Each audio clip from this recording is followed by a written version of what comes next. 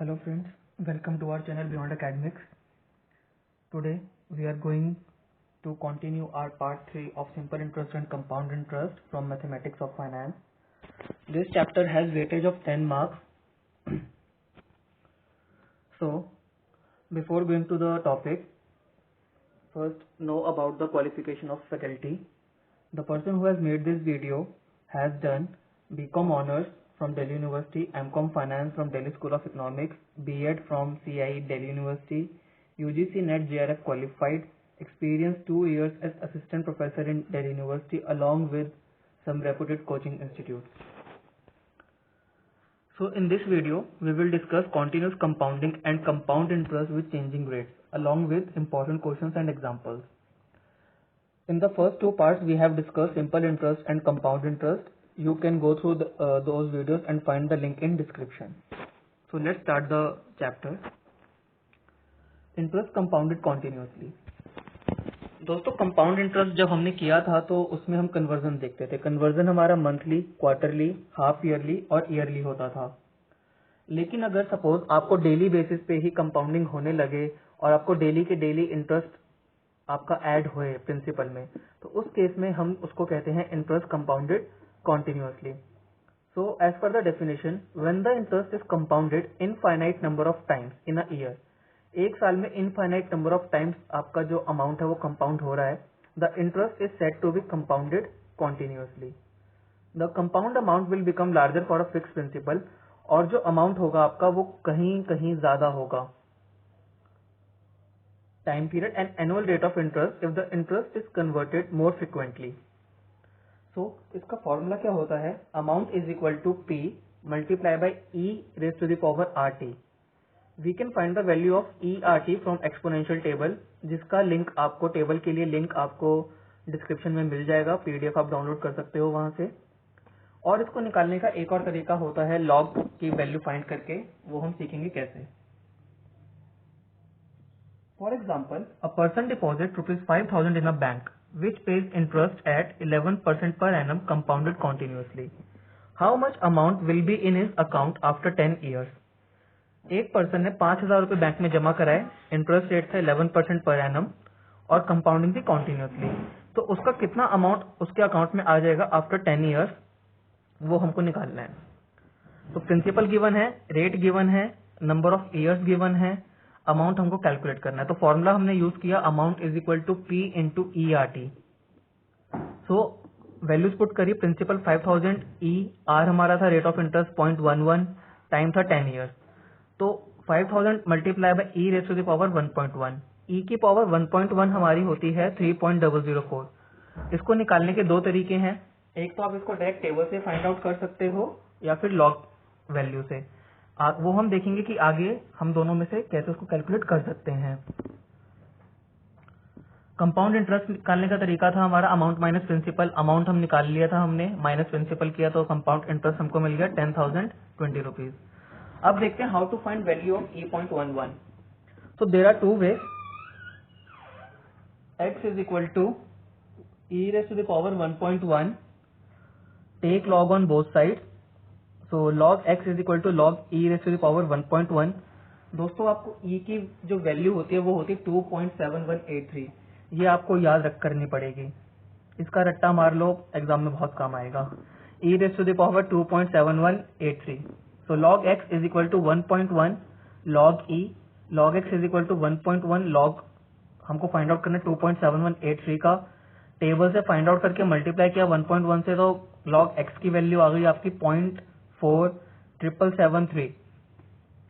So x is equal to anti log निकालेंगे हम इसका, तो जो x की वैल्यू आएगी हमारी 3.004 आ जाएगी. दूसरा वे क्या है, सिंपली आप एक्सपोनेंशियल टेबल यूज कर सकते हो और उसकी वैल्यूज टेबल से निकाल सकते हो. जो टेबल का लिंक है वो मैंने नीचे डिस्क्रिप्शन में दे दिया है. आप इसको क्लिक करके डायरेक्ट आप टेबल डाउनलोड कर सकते हो. Example 2. If interest is compounded continuously at what annual rate a principal P doubles in 10 years. इसमें आपको वो रेट पूछ रहा है आपसे निकालने के लिए. रेट निकालने को कह रहा है. टाइम गिवन है 10 ईयर्स. प्रिंसिपल आपका पी हो गया, अमाउंट हो जाएगा 2p. ओके, तो देखते हैं इस क्वेश्चन को. इफ P be the principal initially invested, then A amount आपका 2P हो गया, वो बोल रहा है principal P doubles. Let R be the annual rate of interest जो हमको फाइंड आउट करना है कंपाउंडेड कॉन्टिन्यूसली. तो फॉर्मूला यूज किया हमने अपना simple amount is equal to P into ERT. Amount हमारा ट्वाइस ऑफ प्रिंसिपल यानी कि 2P is equal to P into ER into 10. तो 2P is equal to P into 10R. P को हम इस साइड लिया लेफ्ट हैंड साइड, तो 2P upon P is equal to E 10R, जो कि P से P कैंसिल आउट हो गया. 2 इज इक्वल टू 10R बचा. Take log on both side. log 2 is equal to log E raise to the power 10R. log 2 is equal to 10R into log E. E की value होती है हमारी 2.7183. सो हमने log की values निकाल ली. 0.3010 is equal to 10R into 0.4343. log E को आप याद कर सकते हो 0.4343 या फिर log 2.7183 की वैल्यू होती है हमारी 0.4343. सो 0.3010 इज इक्वल टू मल्टीप्लाई किया 4.343 R. R को इस साइड रखा 0.3010 अपॉन 4.343 इज इक्वल टू 0.0693 और 6.93%. आई होप आपको क्लियर हो गया होगा. स्टिल अगर किसी बच्चे को डाउट आते हैं तो वो नीचे व्हाट्सएप पे नीचे डिस्क्रिप्शन में व्हाट्सएप नंबर गिवन है और मेल भी कर सकते हैं आप हमें. हम आपके डाउट क्लियर करने की पूरी कोशिश करेंगे. Compound interest at changing rate. Next topic है हमारा compound interest at changing rates. So there में भी सिचुएशन जब बैंक में भी क्या होता है, बार बार आज के टाइम में इंटरेस्ट रेट चेंज होते जा रहे हैं. बैंक में आपको पता ही होगा कि क्वार्टरली बेसिस पे आपके जो अमाउंट प्रिंसिपल होता है उस पर कंपाउंड इंटरेस्ट लगता है क्वार्टरली बेसिस पे, यानी कि जो कन्वर्जन है वहां पे 4 टाइम्स इन अ ईयर होता है. सो देयर में भी सिचुएशन व्हेन इंटरेस्ट रेट में change from time to time. Interest rate time to time change होता रहता है. So interest is paid different rates for different time periods. तो उस पर्टिकुलर टाइम पीरियड पे अलग अलग इंटरेस्ट रेट कैलकुलेट होता है.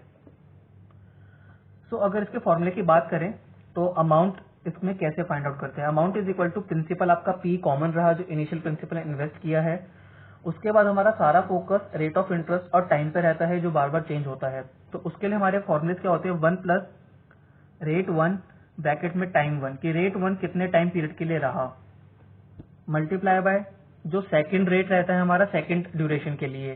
तो 1 plus R2 second rate for time 2 कितनी ड्यूरेशन के लिए रहा, मल्टीप्लाई बाय E. अगर सपोज वो कहते हैं कि एग्जांपल लेता हूं मैं कि पहले 2 साल आपको 5% के हिसाब से रिटर्न मिला, अगले 3 साल आपको 6% के हिसाब से रिटर्न मिला, और उसके बाद लाइफ टाइम आपको, या फिर उसके बाद कहा कि अगले और 5 साल आपको 7% के हिसाब से रिटर्न मिला जो कि कंपाउंडिंग थी कॉन्टिन्यूसली. तो R1 आपका हो जाएगा 5%, time 1 2 years, R2 6%, T2 3 years, R3 7%, T3 5 years.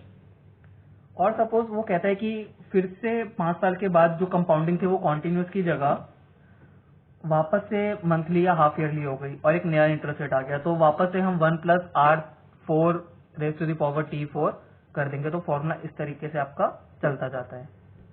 Example देखते हैं उससे आपको और क्लियरिटी आ जाएगी. A person deposited ₹5,000 in a bank at 6% compounded continuously. After 3 years, the rate of interest was increased to 7%, and after 5 more years, the rate was further increased to 8%. The money was withdrawn at the end of 10 years. Find the amount. अब इसने क्या बोला, इसमें जो compounding हो रही है वो कॉन्टिन्यूसली हो रही है तीनों केसेस में, बस हमारा टाइम पीरियड और रेट चेंज हुए हैं. तो अगर आप अपने फॉर्मूले को एक बार फिर से देखें तो जो इसमें फर्स्ट और सेकंड पार्ट था फॉर्मूले का 1 plus R1 raise to the power T1, 1 plus R2 raise to the power T2, ये यूज नहीं होंगे क्योंकि कंपाउंडिंग हमारी annually, semi annually, quarterly, monthly नहीं थी. कंपाउंडिंग थी हमारी कॉन्टिन्यूसली. तो हम E के ही 3 रेट्स यूज करेंगे, उसको 3 बार मल्टीप्लाई करेंगे. So amount withdrawn at the end of 10 साल के बाद कितना अमाउंट हो जाएगा, अमाउंट इज इक्वल टू 6,000 आपका प्रिंसिपल हो गया. ब्रैकेट में फर्स्ट क्या था आपका 3 साल के लिए 6% कंपाउंडेड कॉन्टिन्यूसली, तो वो हमारा आ गया e raise to the power 0.06 multiply by 3. उसके बाद बोला नेक्स्ट 5 इयर्स के लिए 7%, so e raise to the power 0.07 multiply by 5 compounding continuously. फिर बोला नेक्स्ट 2 इयर्स के लिए 8% कंपाउंडिंग कॉन्टिन्यूसली. सो हमने तीनों को मल्टीप्लाई किया. e raised to the power 0.18 multiply by e raised to the power 0.35 multiply by e raised to the power 0.16। अब जब पावर्स हमारी मल्टीप्लाई में होती है और बेस सेम होता है तो पावर्स क्या हो जाती है, ऐड। हमने तीनों पावर्स को ऐड कर दिया तो value I e raised to the power 0.69। इसकी वैल्यू आप टेबल से फाइंड आउट कर सकते हैं, नहीं तो आपको ये वैल्यू गिवन थी क्वेश्चन में। e raised to the power 0.69 की वैल्यू थी 1.9937, जो कि आप इसको मल्टीप्लाई करेंगे 6000 से तो आपका अमाउंट आ जाएगा ₹11,962। एक क्वेश्चन और देखते हैं प्रैक्टिस के लिए। This is the question. Mister x deposited ₹10,000 in a bank for 3 years, offering interest eight 6% compounded half yearly during first year, at the rate of 12% compounded quarterly during the second year and 10% compounded continuously during the third year. Find his balance after 3 years.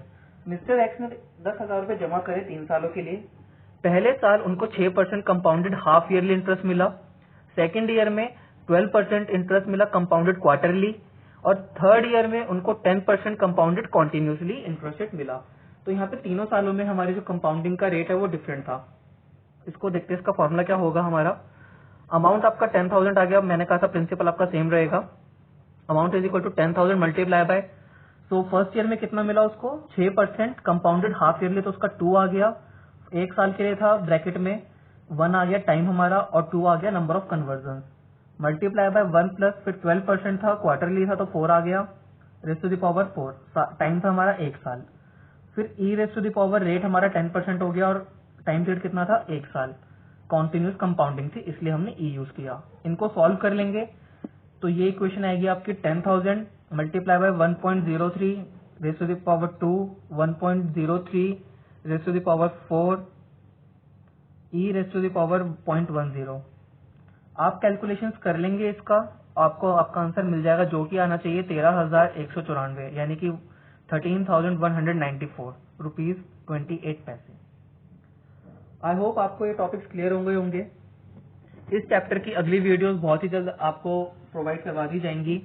तब तक के लिए पढ़ते रहिए, practice करते रहिए, और अगर आपको कोई इंपॉर्टेंट टॉपिक्स करवाने हैं तो आप हमको कमेंट सेक्शन में बता सकते हैं। Please review and subscribe the channel ताकि आप लोग बाकी वीडियो से भी अपडेटेड रहे।